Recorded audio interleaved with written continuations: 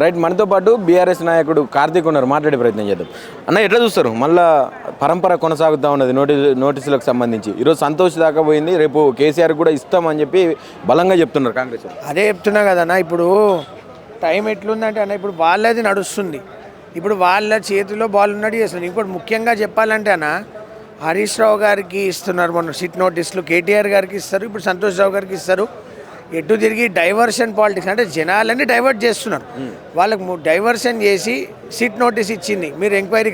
అరే ఆల్రెడీ అయ్యా స్వామి, సుప్రీంకోర్టే చెప్పింది ఇది ఏమీ లేదు, దీంట్లో ఏమీ కేసు లేదు, ఫోన్ ట్యాపింగ్ లేదు, బ్లూ ట్యాపింగ్ లేదు, ఏం లేదు. మీరు అయినా పాత దానికన్నా ముందేమో ఫార్ములా ఈ కేసు అని, దానికన్నా ముందు కాళేశ్వరం కుమార్ అంటే ఎటు తిరిగి ఈ 2 ఏళ్లలో పాలనలో మీరు డైవర్షన్ పాలిటిక్స్ చేస్తున్నారు. ఒక్కొక్కరిగా నోటీస్ ఇస్తున్నారు, డైవర్షన్ చేసేప్పుడు. ఇంకో డైవర్షన్ చెప్పాలంటే ఇప్పుడే మున్సిపల్ ఎలక్షన్లో నోటీస్ వచ్చింది, 30 తారీఖు రోజు గడువున ఆఖరి నామినేషన్. అంటే ఇప్పుడు ఇక్కడ ఈ డైవర్షన్ అయిపోయింది, ఇప్పుడు మున్సిపల్ ఎలక్షన్, దీని తర్వాత జెడ్పీటీసీ ఎంపీటీసీ ఎలక్షన్. అంటే ఎటు తిరిగి మీరు టైంపాస్ చేయాలి. 2 ఏళ్ళు ముఖ్యమంత్రి గారు అయితే కనవాడిని కూడా కనబడతలేడు. దావోస్ అన్నారు, లండన్ అన్నారు, మొన్న నిన్న మీడియా వాళ్ళు పెట్టారు, యూఎస్లో కనబడ్డా తెలంగాణ ముఖ్యమంత్రి రేవంత్ రెడ్డి గారు దావోస్ పోతుండు, యూఎస్ పోతే. ఆయన ఎక్కడ కాంట్రాక్ట్లు ఉంటే, ఎక్కడ టెండర్లు ఉంటే వాళ్ళ బామ్మర్దులకి, వాళ్ళకు అన్నదమ్ములకి, వాళ్ళ గురించి వాళ్ళకి ఎక్కడ ఉంటే అక్కడ ఎక్కడికైనా పెట్టుబడులు చేస్తున్నా అంటాడు.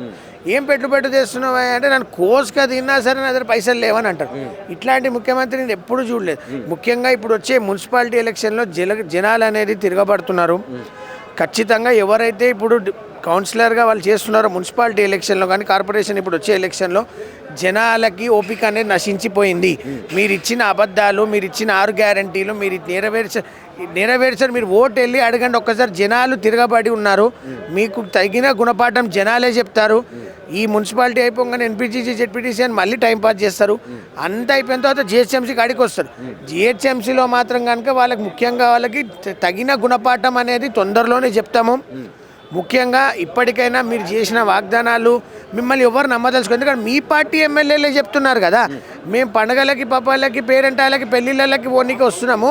హైదరాబాద్లో ఎమ్మెల్యే క్వార్టర్స్లోనే ఉండిపోతున్నారు. ఎందుకంటే నియోజకవర్గం పోతే వాడికి సమస్యలు ఉంటాయి. అన్న రోడ్డు బాగాలేదన్న, మాకు స్కూల్ బాగాలేదు, మాకు మీరు ఇచ్చిన వాగ్దానాలు ఇవ్వండి, మాకు సీఎంఆర్ చెక్స్ ఇవ్వండి, షాదీ ముబారక్ అన్నారు, తులం బంగారం అన్నారు, స్కూటీలు అన్నారు. ఇప్పుడు పంచాయతీ అయిపోయింది, 4,000 అత్తకిస్తా, 2,100 కోడలికి ఇస్తా, పోరానికి స్కూటీ ఇస్తా, ట్యాబ్ ఇస్తా అంటే ఇంకా ఎన్ని రోజులు నమ్ముతారు మీరు? ఇప్పుడు ఇచ్చే మున్సిపల్ ఎలక్షన్లో వాడి దాంట్లో కానీ ఎవరైనా అడిగితే కనుక మీరు సమాధానం లేదు. మీకు ఎంతసేపు ఈ కోల్ కాంట్రాక్ట్ ఎవరికి ఇవ్వాలి, మంత్రులలో వాళ్ళకే కొట్లాట, ఈ టెండర్ ఎవరికి కావాలి వాళ్ళలోనే కొట్లాట.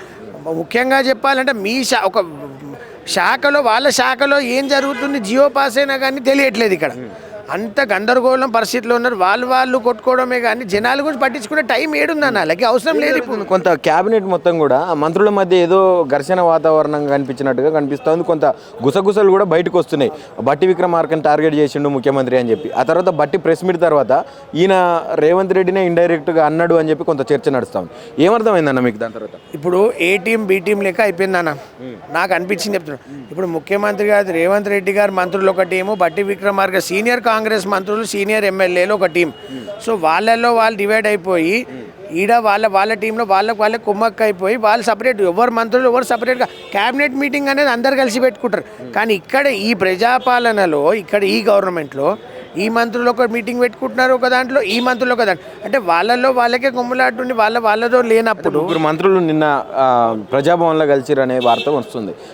ఏమనుకుంటున్నారు మీరు దాని గురించి? వాళ్ళు ఇంకే టెండర్ల కోసం అన్న వాళ్ళు ఏం పైరవీలు చేసుకుంటున్నారు. ముఖ్యమంత్రి లేని సమయం కదా, ముఖ్యమంత్రి లేరు కాబట్టి ఇప్పుడు బట్టి విక్రమార్క గారిని పిలిచారు కదా, బట్టి విక్రమార్కతో కలిపి ఉప ముఖ్యమంత్రితో కలిసి వాళ్ళు జరుపుకుంటున్నారు మీటింగ్, క్యాబినెట్ మీటింగ్ అనేది. ఇప్పుడు ఎట్లా చెప్పాను కదా, ఏ టీం బి టీం లెక్క అయిపోయింది.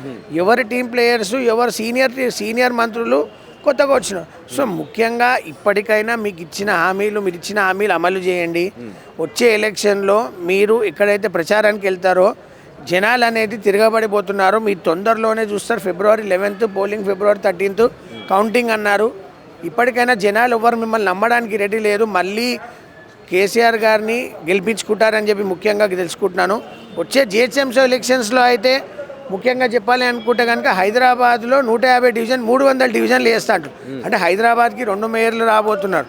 సికింద్రాబాద్ తీసి మల్కాజ్గిరి జోన్లో కలుపుతా అంటారు. ఎందుకు కలుపుతారంటే నాకు ఒక విషయం అర్థం కాదనా, ఇప్పుడు ఆయన వచ్చినప్పటి నుంచి టీఎస్ని టీజీ చేస్తాడు, తెలంగాణ తల్లి విగ్రహం మారుస్తాడు, గవర్నమెంట్ ఎంబలం మారుస్తాడు, తెలంగాణ తల్లి పాట, తెలంగాణ సాంస్కృతిక పాట మారుస్తా అంటాడు, ఫ్లైఓవర్ల పేరు మారుస్తా అంటాడు.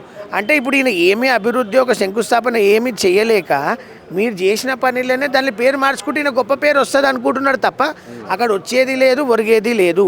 మీరు సొంతంగా మీరు తీసుకున్న మంచి పనులకు తీసుకొని అలాంటి మార్పేదం చేసి మీరు ఇచ్చిన 6 గ్యారెంటీలు అమలు చేసి జనాలలోకి వెళ్ళాలని చెప్పి కోరుకుంటున్నాను.